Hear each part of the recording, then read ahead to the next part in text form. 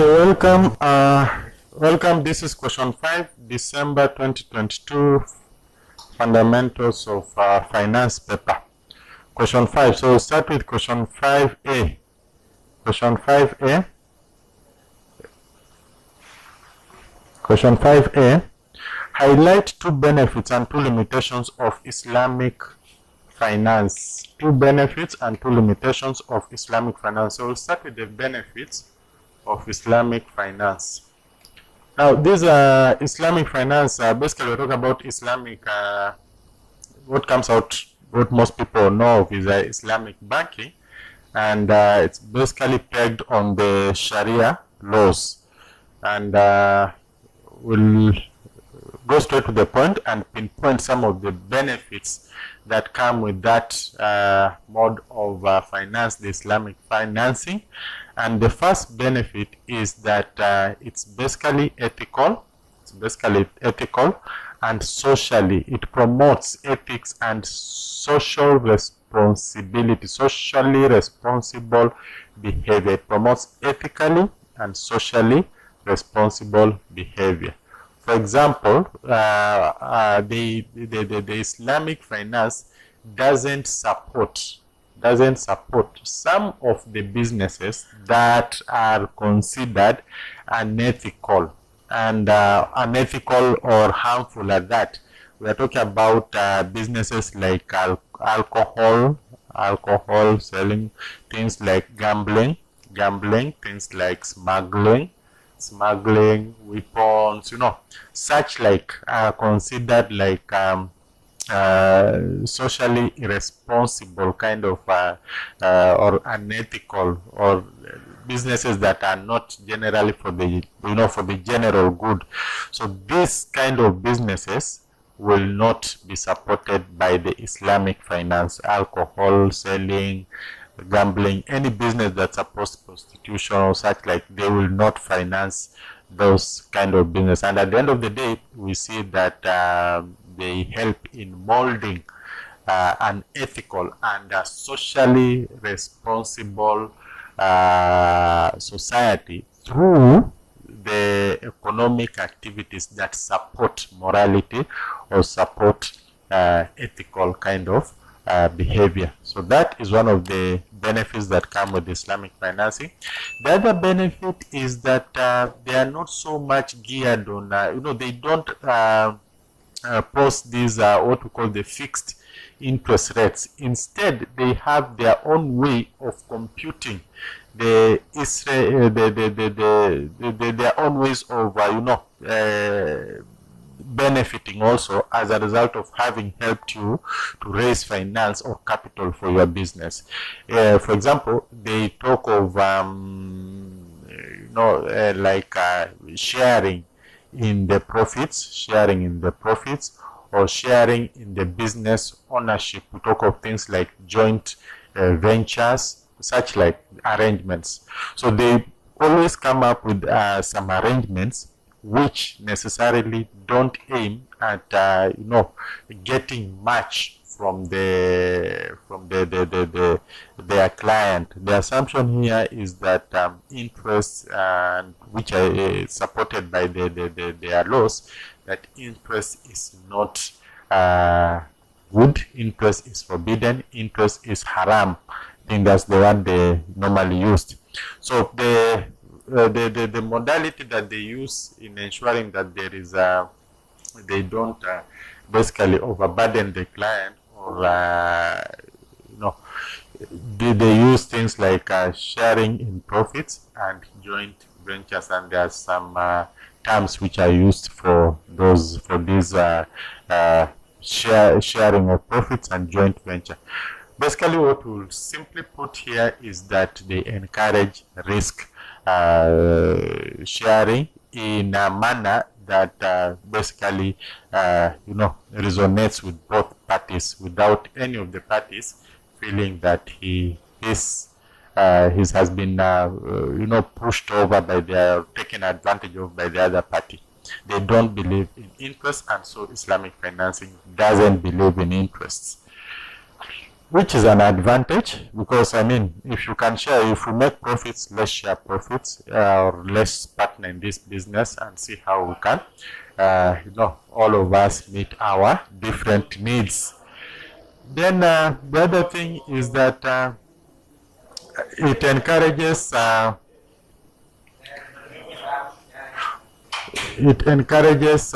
prudent practices.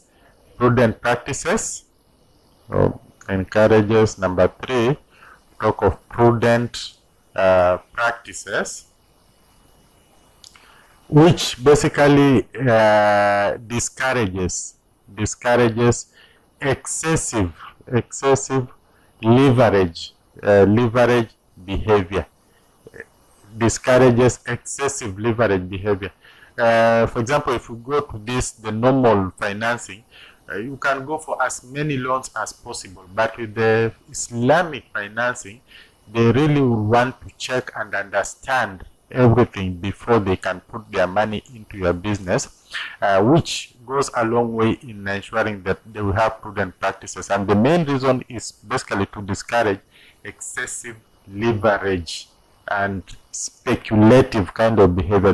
The Islamic financing also doesn't believe in the speculating nature of businesses. So they expect businesses to be, businesses that are just stable businesses, not speculative businesses that are based on ideas that can work.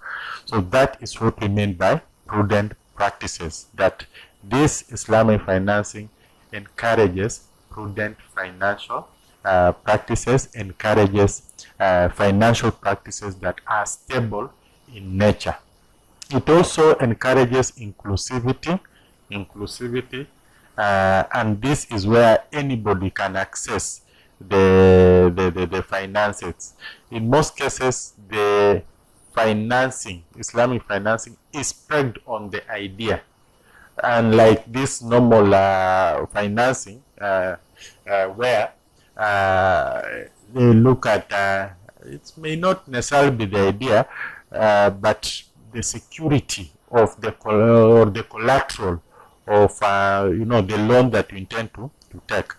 So for this Islamic financing, it's so much pegged on the ideas, and that encourages inclusivity, so that even people who don't have anything can still approach the banks, and based on their idea, the applicability of the idea, they can access the financial support. So that is what we're talking about. And the other thing also is that it is not just applicable to people who profess the Islamic faith, but to even the other religions, which is something that is also good in terms of inclusivity and creating that cohesion.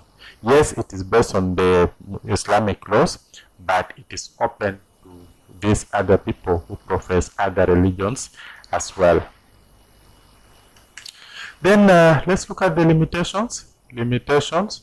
The first obvious limitations is that there are limited range of products, limited product range. It's not as broad and extensive as this other normal financing. It doesn't have so many products. The products are so limited because of the laws that they have. So it's not open to so many, like a variety of choices where you can just pick any choice that you want. Instead, it's limited to the few options, and that explains why we don't have a lot of these financing banking institutions like the conventional financing. The conventional are all over coming up with as many products as possible, because they are pegged on the interest. So long as it's very easy to standardize and come up with systems for these other conventional financing, unlike in the Islamic financing, where you can see we talked about profit sharing. So you see, that is something that is so tailor-made, so customized to the client. You have to listen to the client and understand how you will come in when you finance that particular client. So you can see there's a little bit of we can't standardize, and actually that can be the second disadvantage. We can simply talk of lack of standardization, and because of this lack of standardization, it means that we may not be so much open to a broad market, share, because if we don't have standardization, then it means we have to treat each case as being unique, and you can imagine the time taken to understand each of the clients and come up with a product or a solution that fits that particular client. So that comes in as one of the disadvantages: lack of standardization, and of course complexity, because each client is unique in his or her own way. And this complexity will also come in with another additional disadvantage of increasing the cost of doing business, because you have to understand each and every client deep before you can enter into a binding contract. And of course that is not easy, unlike the conventional banking where systems you have standardized products, you have everything is systematized, and so you just group people according to where the class they belong in and treat them as such. But this one, it may not be so easy to group people, because you have to understand how they are going to make money and how you come in terms of profit sharing and the group. Then of course, because of the limited product range, and because of lack of standardization, of course we now talk of a limited capability. Most of these banks may not have that, the capacity now to do business, to expand, because of that limited capacity. We are talking about limited product range, we are talking about lack of standardization, we are talking about complexity. All these things when they come together, they basically inhibit the that expansion and growth potential of this business, and that one can also come in as a disadvantage. Compliance and monitoring is also another. Compliance and monitoring also becomes a totally difficult issue here, especially in monitoring, first of all, the business, because we talked about sharing profits, joint venture, and this is a business that is also mandated to pursue its own goals. So as it pursues its own goals and also trying to monitor this other side, what is happening, that might also be quite a Herculean task. So these will come in as possibly the limitations for this good idea. Let's look at part B of the question. Part B of the question: identify 4 ways in which technological risk may affect the operations of a business negatively. Now, there are so many technological risks. I just mentioned some of them very fast. Number 1, we have the cybersecurity breaches. These are technological risks. How can it operate a business negatively? Of course, serious data, or this sensitive data might leak out, and when the sensitive data leaks out, we have very serious risks like legal suits. We have reputational risks.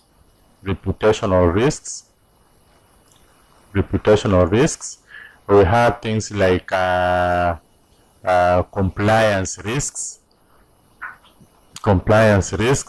We talk of things like even discontinuation of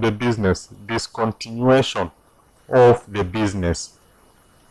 These are some of the negative effects that might come out as a result of technological risk. What about this technological risk? We've said cybersecurity risk, where we're talking about the risks of hacking and wrong entry into the system of the organization.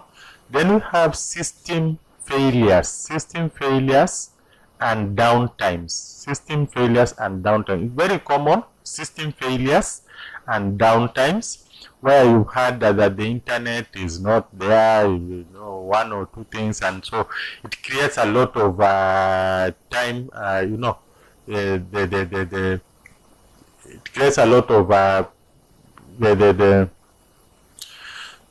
time wastage, a lot of time wastage when we have systems failing to work or when the internet is not there.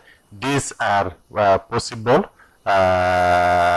risks that come in as a result of or that affect the technology, and of course it affects the business negatively in terms of profitability, and this profitability will be affected because of the man hours, wasted man hours. Then we also talk of the technological obsolescence,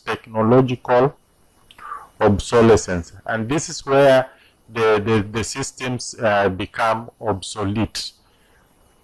The systems become obsolete.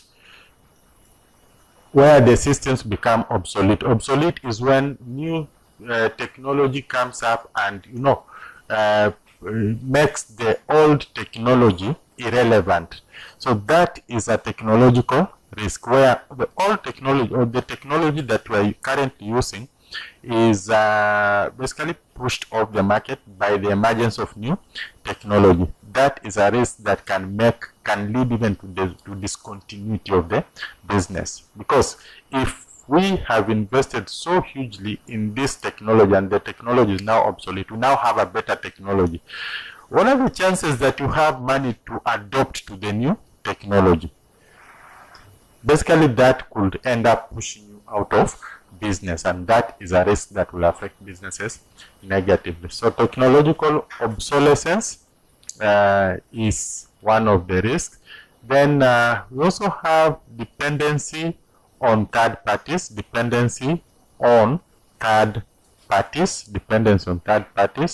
This is a risk to the business. It might affect business negatively because anytime the acts of this third party can affect the business negatively. How? They can choose to increase the prices, and since you don't have any option, it means that it will reduce the profitability of the business. Or if they basically they go out of business, it's the company, the third parties cease to be in business, that means that it might also affect you negatively, and it might have very serious effects, which might even lead to discontinuity of your business also. I mean, if this provider is the one who has been supporting your business technologically and then he goes out of business, so maybe you are going to lose a huge investment, and that might in one way or the other start or rather lead to that spiraling effect, the one thing leading to the other until the business finally phases out of business. So dependence on third parties can also be a huge issue, which might lead to affect businesses negatively in all these ways. And then we also have this technological risk might also lead to compliance, can expose you to compliance risks, especially things like data protection. Technology can basically lead us into a breach of this act, what is contained in this act. In Kenya, we have a Data Protection Act. This technology, for example, if somebody hacks or anything happens, or this is technology, it can break down, anything can happen. It can lead to a violation of this particular act, which will now lead to a lot of so many other risks that might not be so good and might lead you to a lot of legal suits that might end up affecting the business reputation and also leading to business closure. Skills and talent shortages might also lead to high cost of doing business, especially if you must hire or bring expatriates from outside to come and install or to come and use the system or to come and repair the systems, such like stuff. that might increase the cost of doing business, and of course if the cost of doing business is high, it might lead to losses, which might lead to discontinuity of the business and such like stuff. Then you also have these social and ethical implications. Of course, there are so many things that might come as a result of that and hinder the reputation and bring about the reputational risks. So technological risks might, we know so many of this unethical stuff that takes place in computers, and like for example, we've seen even some funny pictures just in other people's websites, you know, and those might go a long way in affecting the reputation of the organization. So such like stuff, at the end of the day, if the business reputation is affected, it might be quite disastrous to the business. So pick any 4 points from this. I think we have exhaustively discussed this. All these are some of the technological risks, and these are some of the ways the businesses can be affected negatively. So pick any of 4 points from this and we'll be good to go. Then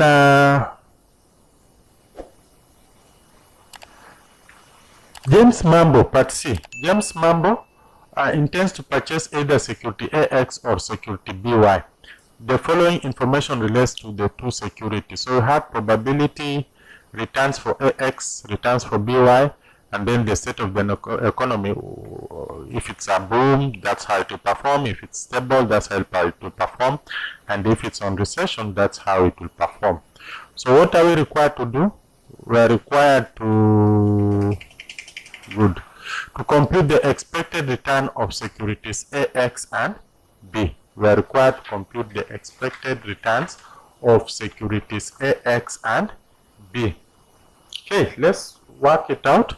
So how do we work out the expected return? Expected return, and we'll start with the expected return of security AX. So the formula for expected return is simply like expected return of security AX is equals to probability of security 1 multiplied by the return of security 1, like that. I can be 1, 2, 3, 4.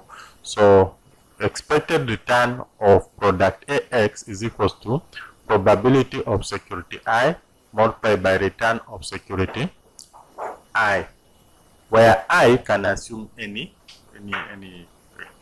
So let's work out for ERAX is equals to, so this will be the probability. You can see this is the probability. Let me just, that is the probability. So 0.5 times, this is 14%, so we'll maintain it at that, plus 0.2, this is 1, we can continue like that. So probability 0.2 times 16 plus 0 probability again, that will be 0.3 times 10, all the way up to security. And normally I is equals to 1 up to n. So that's why we are continuing. Probability of security of this boom, situation 1, scenario 1, basically I think that is the best. Probability of scenario 1 is this. Probability of scenario 2 is this. Probability of scenario 3 is this. We add these 3 scenarios to get the expected return of AX. So this will give us 0.5 times 14. I think that should be something like 7. Let me just work it out. 0.5 times 14, that gives us 7, plus 0.2 times 16, I think that is 3.2, plus 3.2 plus 0.3 times 10, that should be 3. So this gives us 13.2%. It's always in percentage. Then expected return of BY, by, commodity by is equal, we still use the same formula, probability of scenario 1, return of scenario 1, and I is equals 1 all the way to n. So we'll keep on, like that.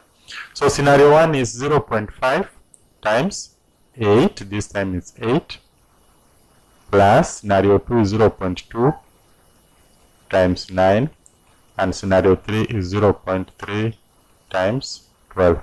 So we add this will give us 4 plus this is 1.8 plus this is 3.6. So that gives us 5.4, 9.4%. If I'm not wrong, I think that should be the answer. So these are the answers of this question. Compute the expected return of securities AX and BY.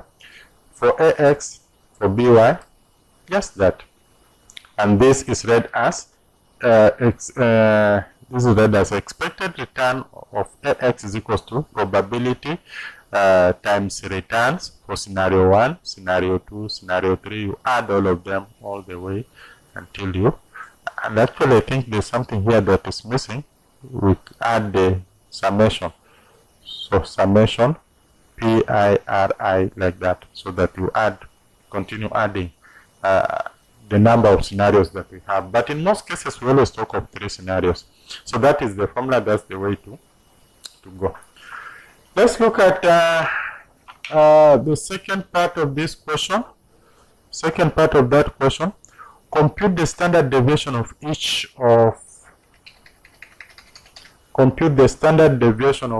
of the securities A, X, and B. So standard deviation is equals to square root return minus expected return minus expected return over probability. Return minus expected return over probability. There's a squared here. Return minus expected return squared over probability. Then this is square root. So this square root, let's just get it right. Square root. So let's continue now. So the standard deviation for AX, will be equals to, that is the sign of standard deviation for X is equals to, so we'll be talk about square root here, and the return that we're talking about here now in our case will be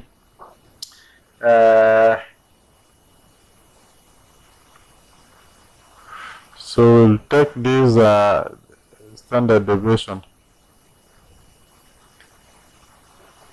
Now for AX, that's where we are. This is the returns. So we'll have 14 return. We have the returns here. For AX, this is the return 14. We'll come here and say 14 minus expected return. This is what we calculated here, and we got it as 13.2. So 13.2 like that squared over probability for scenario 1, which is 0.5. Then plus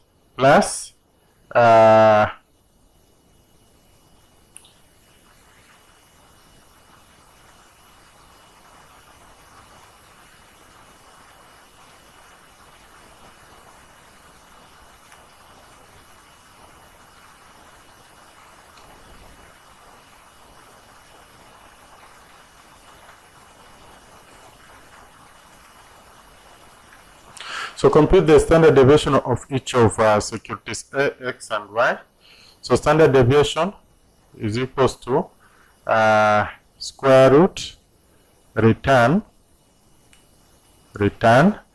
minus expected return squared. Then you multiply that by the probability. So return minus expected return, then squared, what you get here is square multiplied by probability, and that one has to happen for all the just like we did under expected return for the various scenarios. So we'll come here and say standard deviation is equals to, so we'll have that square root again and return. The first scenario is our return is, go back to the question, return is 14%. So we'll have 14 minus expected return, we have it here 13.2 for AX. This is for AX, sorry, I missed that one. Minus 13.2 squared, then we multiply by the probability, which is 0.5. Then we add the second scenario. The second scenario now will be 16 minus 13.2. 13.2 is expected RA squared, multiplied by the probability, which is 0.2, and then plus the third scenario, which is now again the returns of AX, that is 10. Just reading this formula, return minus expected return. Return for AX is 10. I come here and say 10 minus expected return. Expected return, remember we had worked it out here, 13.2. So it's just constant, 13.2 squared. Then you multiply by the probability. This is multiplied by probability, which in this case is 0.3. So we are just moving downwards with 14, 0.5, 16, 0.2, and 10, 0.3. That's what we have here. The only thing, I'm just going with that, and then the expected return is constant, which is 13.2, which we had worked out earlier. So then you work out this 14 minus 13.2. Let me just work on my calculator. 14 minus 13.2. I know you know the answer is 0.8. Then you square that. Square means 0.8 times 0.8 again. That gives us 0.64 times 0.5. That gives us 0.32.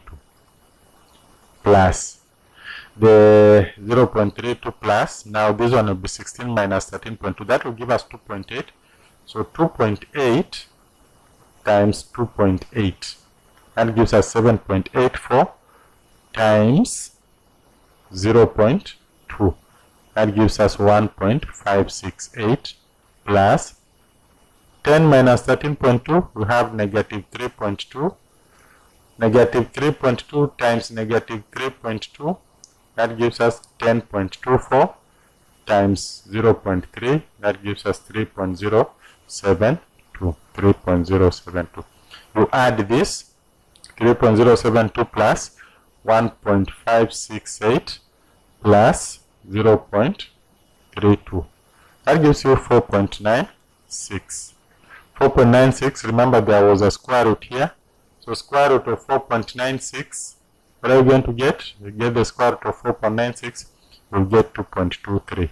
So that is the standard deviation of product of this security AX. So we do the same thing again for BY. So for BY, we will do the same thing. This is the square root sign. Then the formula still remains that. So return, the first return will go back. The first one is 8. You can see return of BY is 8. So 8 minus expected return of B is 9.4. So 9.4 like that squared. Then you multiply by the probability. The probability is here. So 0.5 plus, we got the second one. The second one was 9. Just picking those figures. They are the same figures that are in the question.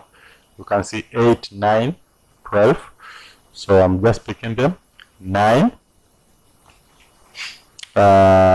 minus 9.4 squared. Then we go to the probability. The probability 0.2. 0.2 plus the last one, we have 12, probability 0.3, so 12 minus 9.4 squared, and then 0.3. That's how we do it. So 8 minus 9.4, we have 1.4 No need to write this one. So it will be 1.4 times 1.4. That is squared, remember. So we get 1.96 times 0.5. This gives you 0.98. 0.98 plus, this is negative 0.4 times 0.4. That gives you 0.16 times 0.2.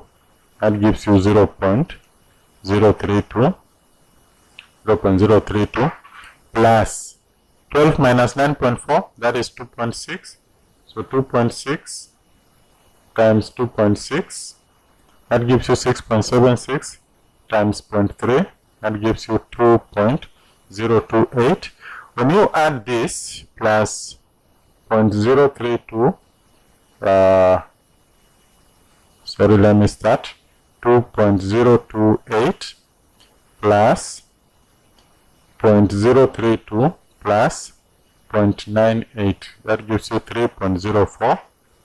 And remember, there is a square root, so when you take the square root of that, you get 1.74. 1.74. So that becomes our standard deviation. Standard deviation of b y is equal 1.74.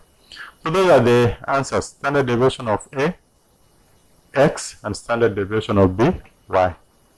Then the last question: advise James Mambo on the security to purchase based on the results above. Now, James Mambo should definitely buy which security? He should buy security BY. Why should he buy security BY? Because the standard deviation is low. It has a lower standard deviation. We prefer assets that have, or assets or securities that have a lower standard deviation. Why? Because the range of deviation or volatility range is narrower, which provides a good, what we normally say is that a volatile stock will have a high standard deviation. A volatile stock will have a high standard deviation. So do we want to go for a volatile security? Most investors will not want to go for a volatile security. A high standard deviation means a volatile security. So when we talk about a stable security, it will have a lower standard deviation. So in this case, you can see BY has a lower standard deviation, and so that means that it's more stable than security AX, which has a high standard deviation. A higher standard deviation means that the stock is volatile. A lower standard deviation means that the stock is stable. A stable stock or security is preferred to a volatile security. Thank you. Thank you. The answer is BY because of a lower standard deviation. Thank you. Subscribe and welcome to our school for better learning. Thank you.